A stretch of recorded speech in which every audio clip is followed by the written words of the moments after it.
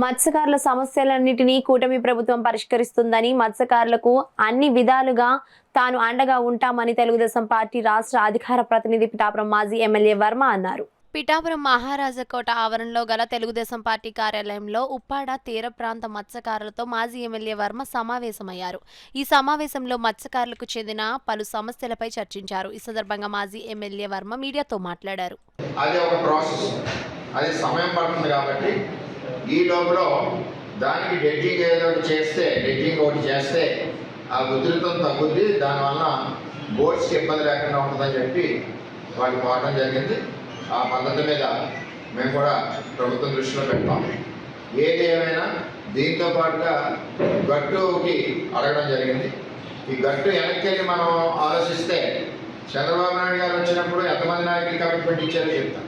దీనికంటే ముందు 2018లో నేను విపత్తుల విభాగంలో పెట్టండి దాని మీద మీటింగ్ పెట్టి దీన్ని ప్రపోజల్ పెట్టమని చంద్రబాబు నాయుడు గారు ఇచ్చిన సందర్భంలో అప్పుడు ఇరిగేషన్ సెక్రటరీ శశిభూషణ్ గారు, విపత్తుల విభాగం సెక్రటరీ శాస్త్రి గారు, అలాగే ఫిషరీస్ కమిషనర్ అప్పుడు నాయక్ ఎవరు ఉన్నారు, మరి పేరు జ్ఞాపకం లేదు, అయినా అదేవిధంగా జిల్లా ఆర్ఎండ్బిఎస్సి వీళ్ళందరితో కలెక్టివ్గా మీటింగ్ పెట్టి ప్రపోజల్ ఆ రోజు తయారు చేయడం, తర్వాత గవర్నమెంట్ పోవడం జరిగింది. తదుపరి 5 సంవత్సరాలు కూడా ఉన్న ప్రభుత్వంలో దాని గురించి పట్టించుకోలేదు. ఈ ప్రతిపక్షంలో ఉన్నప్పుడు చంద్రబాబు నాయుడు గారు వచ్చినప్పుడు మాట్లాడడం జరిగింది. లోకేష్ గారు స్వయంగా ఒకసారి తుఫాను సమయంలో వర్షాన్ని వచ్చి మన సూరాడిపేట దగ్గర కిందకి దిగి మరి కోత ఏ విధంగా ఉందని దీన్ని చూసి ఆ రోజు కూడా ఆయన మాట్లాడడం జరిగింది. దాంతోపాటుగా యోగానం పాదయాత్రలో కోనపేటలో దగ్గర పరిశీలించడం జరిగింది.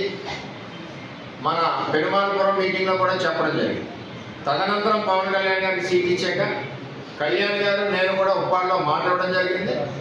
ఓట్లు వేసేటప్పుడు కూడా నన్ను అడిగినప్పుడు అందరికీ కూడా గట్టి ఎట్టి పరిస్థితుల్లోనే వేస్తాం, ఈసారి ఓట్లు వేయండి అని చెప్పి అడగడం కూడా జరిగింది.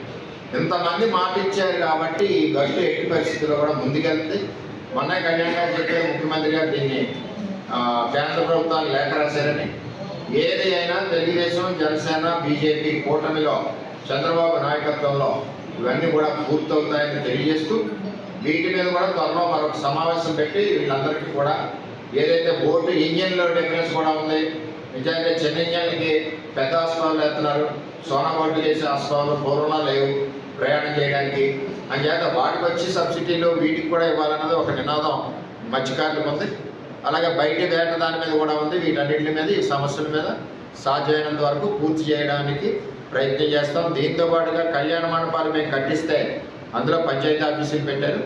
వాటిని కూడా 2-3 నెలల్లో ఖాళీ చేయించి మత్స్యకారులు పెళ్లిళ్ళు చేసుకునే విధంగా ఉప్పాడ, మూలపేట, ఎండపిల్లి ఈ గ్రామాల్లో ఉన్న కళ్యాణ మండపాన్ని ఖాళీ చేయిస్తామని చెప్పి తెలియజేసుకుంటూ మత్స్యకార కుటుంబాల సమస్య ఏదైతే ఉన్నాయో అవన్నీ కూడా మేము పూర్తి చేస్తామని మరొకసారి తెలియజేస్తాం.